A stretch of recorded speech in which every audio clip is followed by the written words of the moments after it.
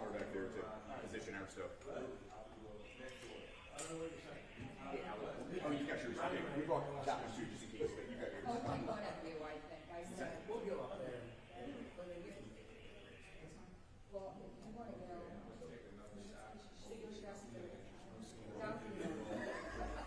I emailed you all. Yeah, because it says it's disconnected. But you did a great job. No GPS signal. Oh, we're not using the notebook? I had a notebook. Well, just a mistake. He's, 0101. Laura, no, Lee went to get him. Okay. So this, we're switching these two. Do you have a pen? I do. Where's the notebook? Hey, where's the notebook? I had some documents on it. Yeah, we just. The binder was causing us problems.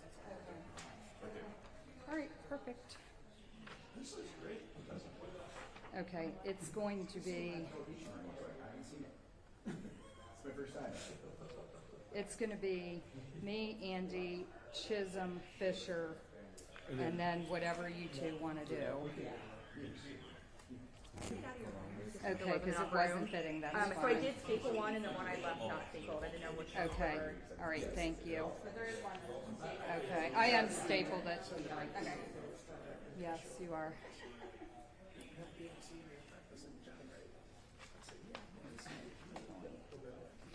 Fisher, we're switching Fisher and then Chisholm. No, I'm sorry, Chisholm and then Fisher. And then that's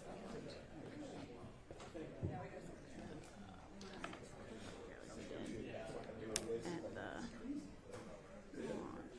All right, I'll text Jane, everybody.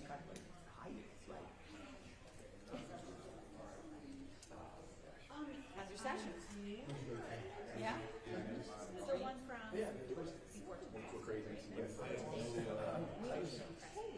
No GPS signal, but it should be giving you.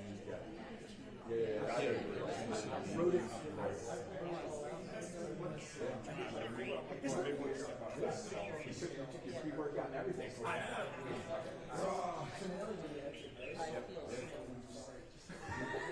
Yeah.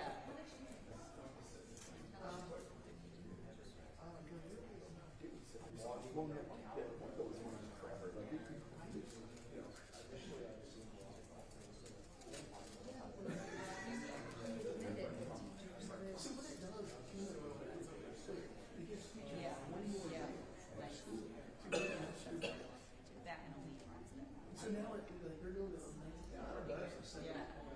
That's what they changed it out. Yeah,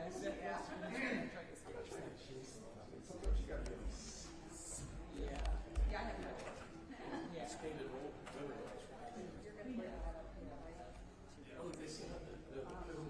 Although it's still. You know what I mean? Useful.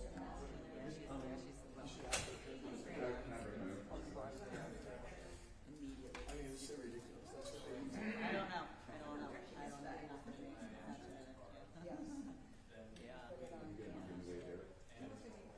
I just text shamed everybody. That was from. No, that's right.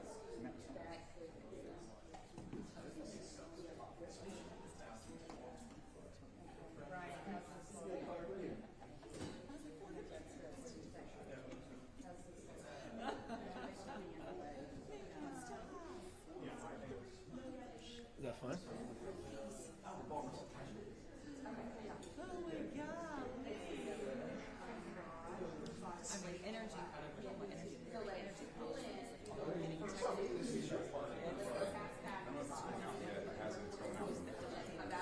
Like you're about to go south. And then back into one.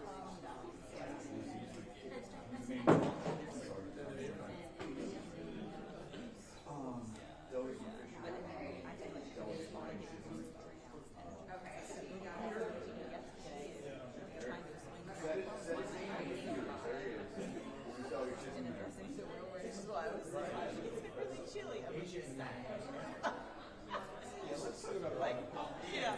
Really?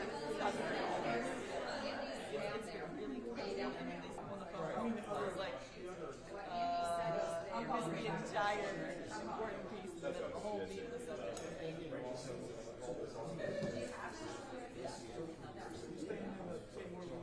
So we do need to get this back. Right. But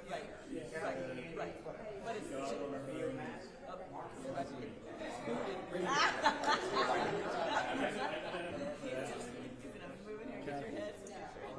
Andy, you. Are they gonna switch us?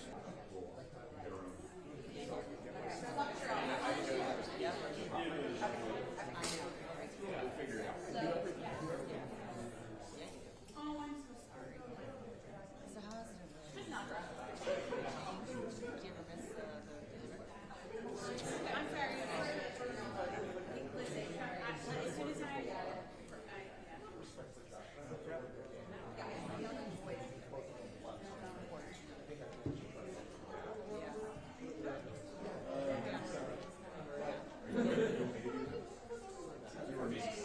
Do we know where Andy is?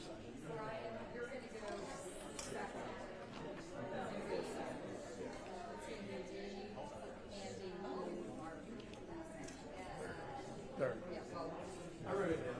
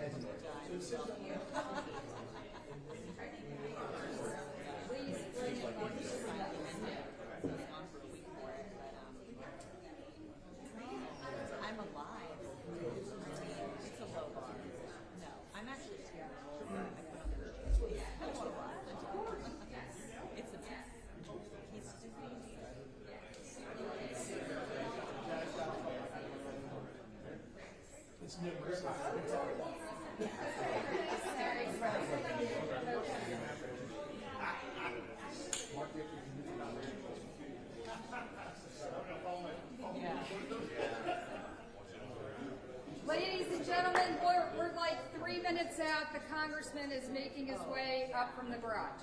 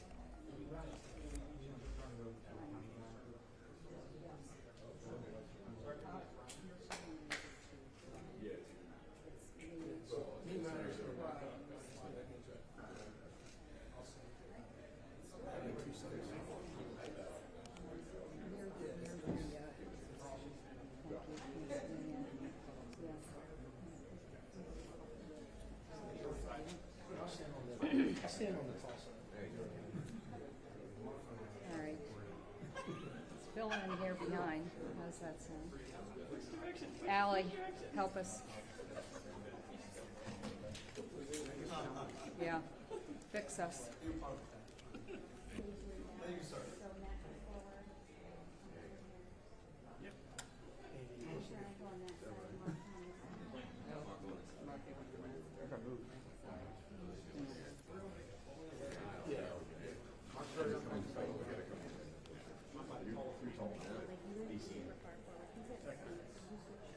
Yeah. Yeah. Okay, sorry. Thanks, Mom. Yes, we need this, thank you. Everybody go that way.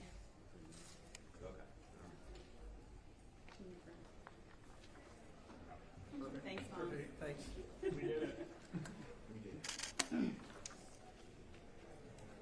Thank you all for being here this morning, this afternoon, I guess. I'm Delegate Kathy Shalega on behalf of the Maryland Freedom Caucus. We're honored today to be joined by Congressman Andy Harris to present to you our plan in the future.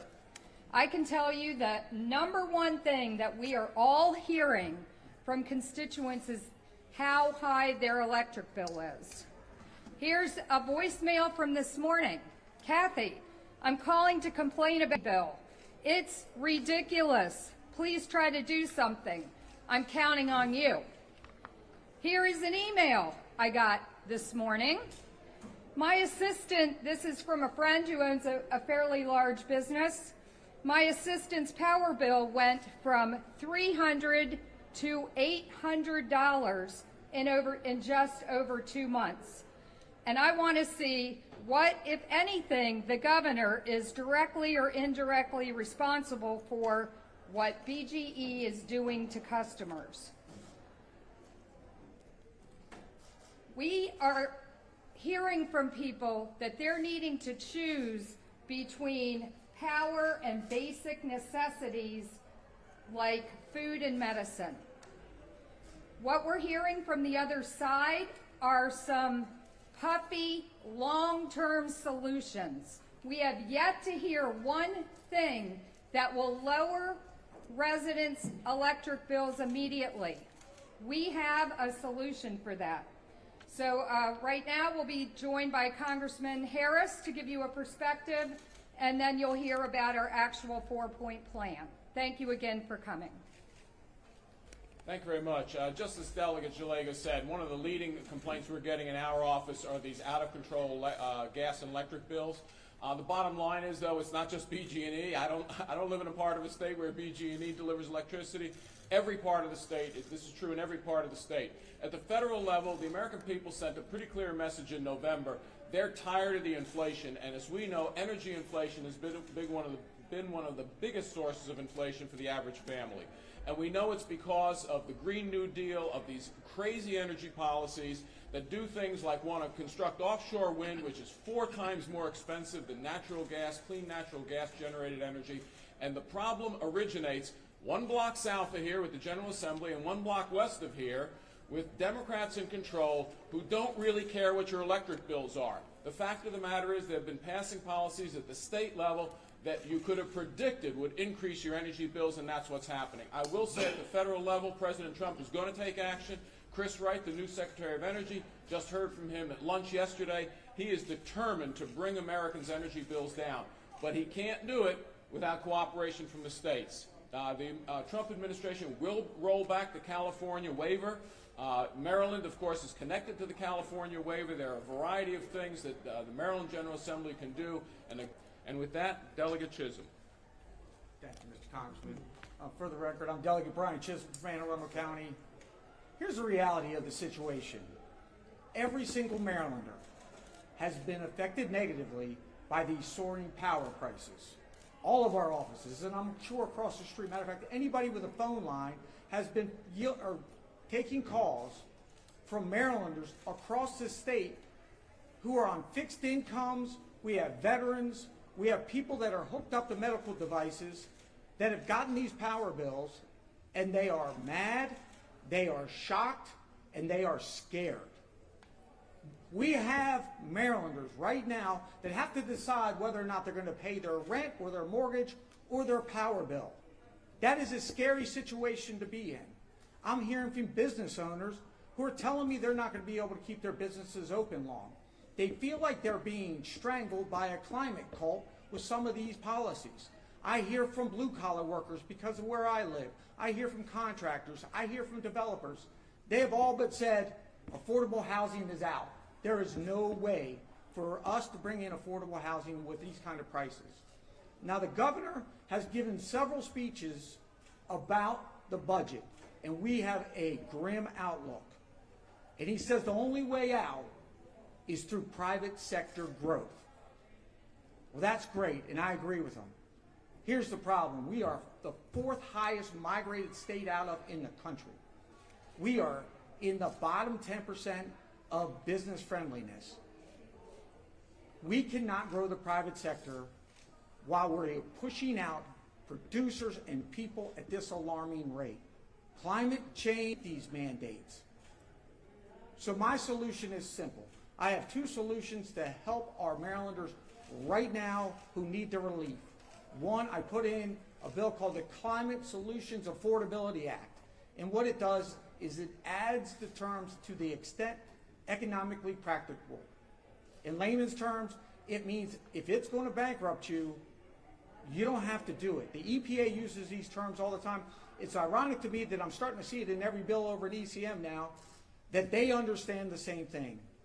We cannot continue to keep our foot on the neck of these businesses and these Marylanders just trying to survive and make their way in life. And these power bills are soaring and out of control. I am hopeful for that part of the legislation will at least give us a off-ramp or some guardrails so we can get off of this trajectory as to repeal the Empower Maryland program. It's your power bill. I ask every Marylander, look at your power bill. Every single one of them has an Empower Maryland line for it.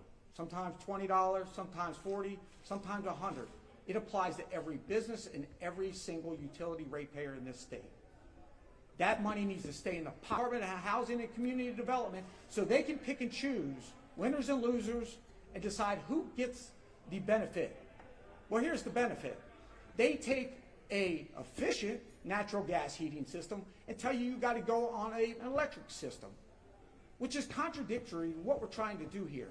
We have systematically and methodically pushed out supply and at the same time increased massive demand by electrifying everything, and we expect a different result. We cannot just suspend all economic norms and principles because of, and these are part of our solutions, and it will bring immediate relief. I don't think there's a ratepayer around that won't say at least $40 will help, maybe $50 will help somewhere where nobody ever sees it. With that, I'm going to turn it over to my colleague, Mark Fisher. Thank you, Brian. So I have the final 2 solutions of the Freedom Caucus, but first a question. Why, if you have a surging demand of electricity, are Democrats and Wes Moore shutting down like Econ 101? I know the governor ran a nonprofit before he came here, but the people of Maryland they just don't want to donate anymore to this nonprofit. They're tired of this. It doesn't make sense. So first and foremost, keep the power plants open. Reopen the power plants that you have closed. That would provide immediate relief to the people of Maryland so that we would have supply meet demand and maybe even exceed demand, in which case prices would go down. Simple economics. Also, proud to say that between Congressman Andy Harris and the Freedom Caucus, we sent a letter to Secretary Wright of the Department of Energy requesting federal intervention to keep power plants open in the state of Maryland. Lastly, the reckless green agenda.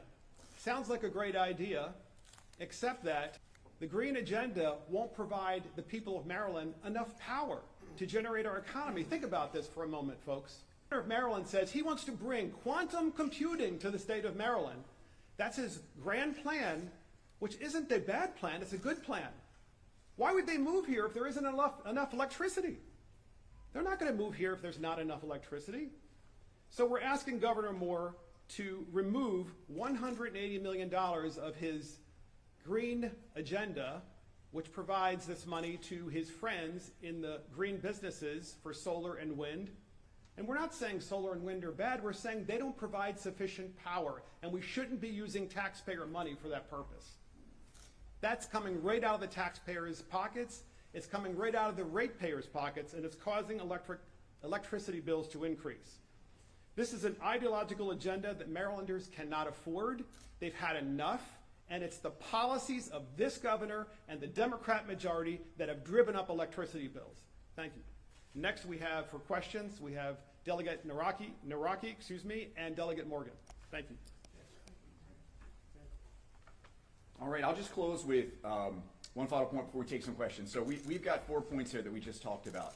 One, we want to keep these power plants open, like Brandon Shores, like the Wagner plant, and reopen these closed plants. We're calling on Governor Moore to work with us, with Congressman Harris and the Freedom Caucus, to work with Secretary Wright in Washington to keep these plants open.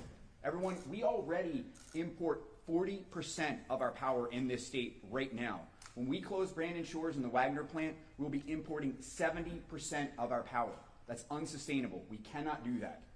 It's time also for us to repeal, roll back, reform, whatever you want to call it, the Climate Solutions Now Act. It's not working. It won't work. We have to roll that back. We also have to get rid of this Empower program. This Empower program, as my colleague said, is a slush fund, and that's it. That's what it is.